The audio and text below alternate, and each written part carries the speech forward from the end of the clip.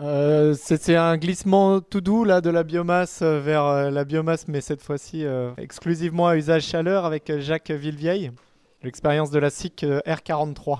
En fait, nous, au départ, si on est une émanation du territoire, c'est une émanation citoyenne.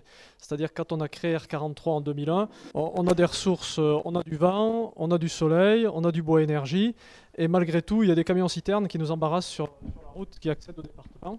Et qu'est-ce qu'on pourrait faire? Alors, c'est vrai qu'en 2001, on parlait dans le désert. Enfin, je veux dire, on était un petit groupe d'initiés et ça intéressait personne. Et même les élus, ils étaient très rares à être intéressés par la chose. Donc, on s'était donné pour mission, justement, d'un petit peu de solliciter les élus. Et à force de leur tirer la manche, ils nous disaient, oui, mais c'est bien joli, mais qu'est-ce qu'on pourrait faire? Combien ça coûte? Comment ça pourrait se passer? Donc là, on s'est donné une compétence bureau d'études. Alors, on a fait des analyses d'opportunités éoliennes, des analyses d'opportunités photovoltaïques, et puis bois énergie, parce qu'en fait on s'est rendu compte rapidement que quand on commençait à parler d'électricité, on était sous influence très forte des pouvoirs publics et d'EDF, et comme ça changeait assez rapidement et on ne pouvait pas maîtriser le sujet, on a mis ça un petit peu de côté, et on s'est concentré plus sur la partie bois énergie qui faisait consensus. Quelles que soient, j'allais dire, les tendances politiques qui étaient en face, tout le monde est à peu près d'accord sur notre territoire pour reconnaître que la forêt est importante, la forêt croît, la forêt n'est pas entretenue, le bois qui pousse a peu de valeur marchande, du fait qu'il n'y a pas d'entretien de la forêt. Et donc il y a un potentiel sous-utilisé qui, les gens croient être assis sur une fortune, et en fait, malheureusement, ça ne vaut pas grand-chose, quoi. C'est beaucoup de plantations, dessous c'est tout mort, c'est tout des plantations d'épineux, il n'y a rien, il n'y a pas de champignons, enfin, c'est pas top comme forêt. Donc on a essayé de faire des études, et à chaque fois on arrivait plus ou moins à la conclusion que les réseaux de chaleur, c'était pas valable. C'était pas valable soit parce que le réseau n'était pas assez grand, donc on cherchait à regrouper d'autres habitations, et puis là, comme on a un habitat qui est assez dispersé, ça devenait plus rentable, pas parce qu'on n'avait pas assez d'habitations, mais parce que les réseaux étaient trop longs. Enfin, c'était un peu contre-productif, on se faisait payer pour faire des études qui dans la conclusion, était de dire qu'il fallait pas faire, quoi. Donc c'était gênant enfin, ça nous indisposait. Donc ça faisait 6 ans, 7 ans qu'on était sur le territoire, et puis il y a eu ce qui s'est appelé les pôles d'excellence rurale, je ne sais pas si vous avez entendu parler, qui avait été lancé en 2006, et les élus de l'arrondissement Yssingelais, l'Est du 43, avaient décidé de faire un pôle d'excellence rurale sur la thématique du bois énergie, mais ils ne savaient pas par où l'attraper. Alors ils avaient repéré tout un tas de projets qui sortaient un peu à droite à gauche sur le territoire, mais ils ne savaient pas comment le mettre en forme pour présenter le dossier auprès de la préfecture. Alors ils nous ont sollicité pour essayer de mettre ça en forme. Et comme on avait pas mal réfléchi à la question, on a essayé de faire ce qu'on appelle une approche systémique. On avait découpé la thématique comme ça en quatre thèmes. Les propriétaires de forêt, la collecte et la transformation du bois, la transformation du combustible en chaleur et l'utilisation de chauffage. Et à l'époque, on avait découpé ça en plusieurs filières. Donc il y avait la plaquette industrielle, la plaquette en circuit court, le bûche et le granulé. Et nous, on s'était aperçu à l'époque que nous, ce qui nous intéressait surtout, en tant qu'R43, c'est pour ça que je suis là aujourd'hui, c'était de développer la plaquette en circuit court. Et on s'était aperçu qu'il manquait un élément, c'était un système de chaufferie qui permettrait de transformer le combustible en chaleur au plus près du besoin. C'est-à-dire qu'il existait les gros réseaux industriels, comme vous avez dû certainement entendre parler. Il y avait les petites chaudières automatiques que chacun peut installer chez soi. Mais chacun avait ses limites, c'est-à-dire que les petites chaudières automatiques, c'est bien joli, mais c'est un investissement qui est très très lourd, donc ça c'était réservé aux gens très motivés, et il ne faut pas regarder l'aspect économique. Et puis il y avait les gros réseaux industriels, donc les gros réseaux industriels, c'était impeccable dans la préfecture, éventuellement dans les sous-préfectures, et puis quand on en avait fait 3 sur le département, le problème était... Enfin, on avait atteint les limites du système. Donc nous on avait dit aux élus, il faut trouver quelqu'un qui fasse des micro-chaufferies. Puis c'est resté lettre morte, ça n'a pas avancé, et nous, ça nous gênait toujours pareil, hein. Bon, ben, si personne ne veut pas le faire, on va s'y mettre, on va le faire. Donc on a conçu et on a développé une chaufferie type, voilà, qu'on a appelée modulaire, où il y a un silo dans la partie circulaire à l'arrière et la chaufferie dans la partie avant. Donc en fait, on est parti de chaudières individuelles, qui vont en général de 20 à 200 kW, et généralement, les fabricants de chaudières, ils vendent plutôt des 40-50 kW. Et nous, on a dit, on va travailler en partie haute de puissance, donc entre 100 et 200 kW. Et donc, on a commencé à présenter ce type de chaufferie. Il y a une équipe d'élus, la communauté de communes du Haut-Lignon, donc sur le Haut-Vivarais, à la limite de la Haute-Loire et de l'Ardèche, qui nous a dit, nous, votre projet nous intéresse. Parce que nous, l'objectif, ce qu'on s'était mis comme objectif, c'était vraiment de donner de la valeur au bois. Nous, la forêt, elle est à 90% privée. Et si on veut que les gens ils se décarcassent à aller chercher le bois, parce que ça fait fait transpirer, c'est le cas de le dire, il faut le payer un minimum. Et les gros réseaux de chaleur industriels, en général, ils achètent le bois à 40 € la tonne. Personnellement, pour avoir fait un peu de bois, franchement, sortir une tonne de bois pour 40 €, c'est pas la peine. Donc l'idée, c'était comment on trouve une astuce pour payer mieux le bois. Et pour payer mieux le bois, c'est de lui donner plus de valeur ajoutée. Donc c'est au lieu de brûler de la plaquette humide, c'est de brûler de la plaquette sèche. Donc le cahier des charges, entre guillemets, qu'on s'était donné, c'était de pouvoir acheter le bois en bord de parcelle 120 €. Donc 3 fois le prix que donne un Cofeli ou un Dalkia. Donc cette approche-là, le territoire en question, la communauté de communes, ça lui plaisait bien. Il faut avoir l'honnêteté de le lire. Ils ont fait un appel d'offres qui nous permettait de répondre avec ce type de produit qui était quand même au départ qui était qu'un concept. Donc ils ont pris un risque. Et là, je dois le mettre en avant. Et il y a eu un vrai courage politique. Et c'est suffisamment... Enfin, au moins chez nous, c'est un peu rare. Voilà. Ils nous ont fait confiance. Donc, on a installé la chaufferie. Et puis, derrière, quand on a voulu la mettre en marche, on leur a dit, bon, mais qu'est-ce qu'on met comme bois? Ils nous ont dit, je sais pas, vous avez une idée? On va en trouver des idées. Donc, on a trouvé des idées, on a trouvé du bois. Et de fil en aiguille, on a développé notre système. Et donc, aujourd'hui, on a 5 chaufferies comme ça installées. Et en fait, on s'est aperçu de fil en aiguille que ce qui avait la meilleure perception auprès du public, c'était vraiment un service clé en main de l'arbre radiateur. C'est-à-dire quand on vient vendre une chaufferie, on a vendu la chaufferie, puis c'est bon qu'ils nous faisaient confiance, parce que derrière, il n'y avait personne pour y mettre du bois dedans. Donc en fait, on s'est aperçu qu'il fallait apporter la chaufferie, qu'il fallait apporter le bois, et que si en tant qu'à faire, on apportait le financement, c'était pas plus mal. Donc sur les 6, aujourd'hui, il y en a 3 qui nous appartiennent. En même temps, j'allais dire, je ne sais pas si vous connaissez un peu en organisation industrielle, il y a 2 façons de faire avancer une filière. Soit on la pousse, soit on la tire. Alors pendant longtemps, on a dit, il faut fournir de la plaquette, ça fera sortir les chaufferies. Ça, c'est la méthode, on pousse. Nous, on avait plutôt pensé que si on mettait les chaufferies, ça tirerait, c'est-à-dire que ça inciterait les gens à faire de la plaquette. Donc c'est exactement ce qui s'est passé, puisque quand on a mis nos chaufferies, on nous a demandé de les remplir, donc il nous a fallu aller chercher le bois. Donc on est tombé un peu dans notre propre piège, mais en même temps, c'est ce qui nous a fait avancer.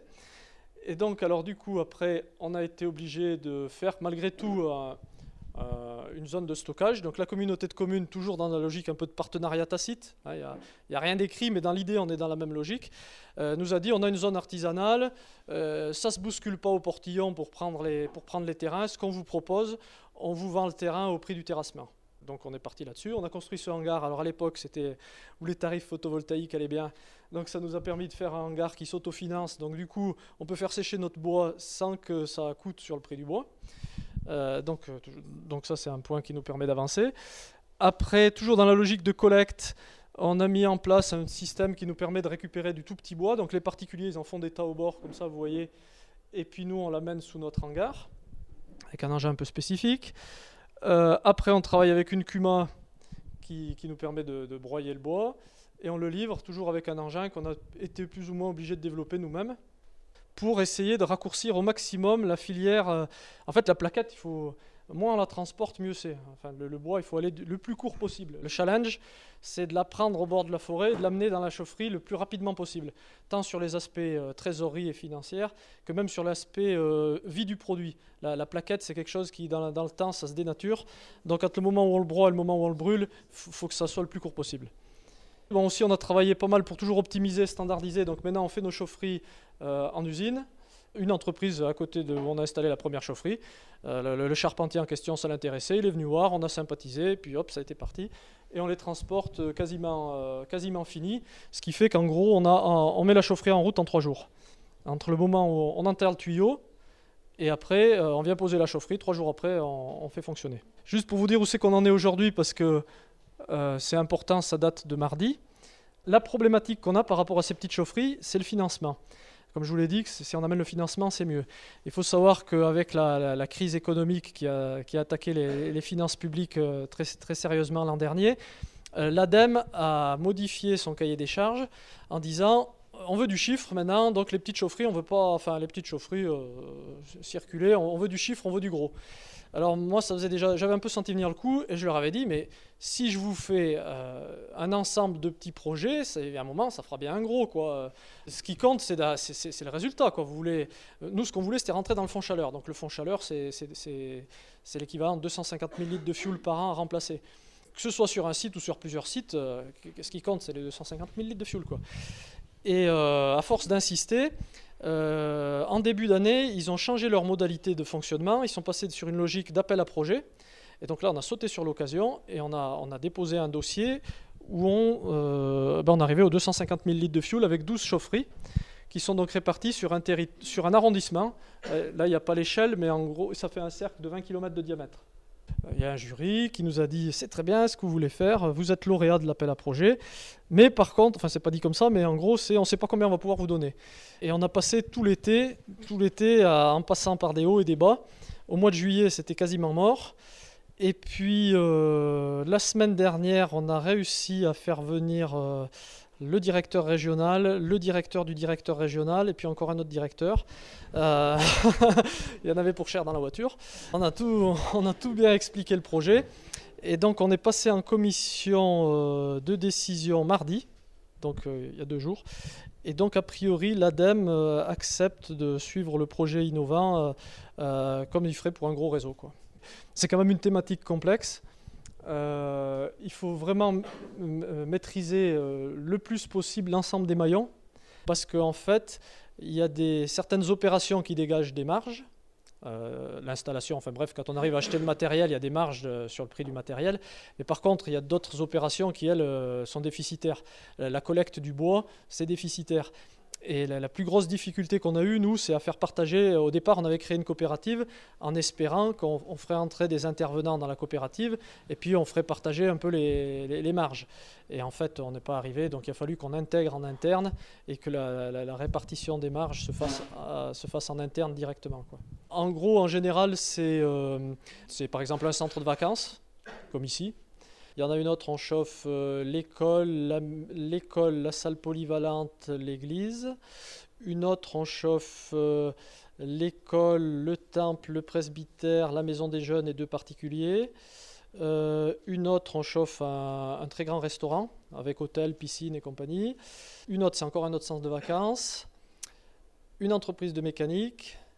Et la dernière, c'est celle que je vous ai fait voir, là, un atelier relais et un boulodrome couvert à 1100 mètres d'altitude.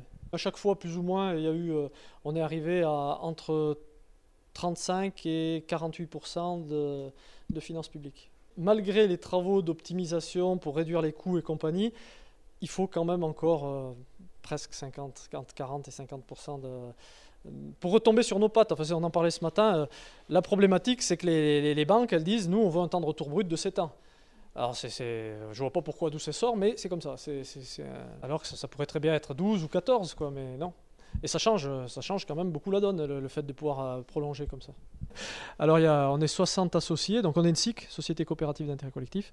Donc, il y a, je dirais, une trentaine de personnes physiques des origines, qui étaient en clair plutôt des profs de l'enseignement technique, hein, pour faire simple, mais c'était un peu ça quand même.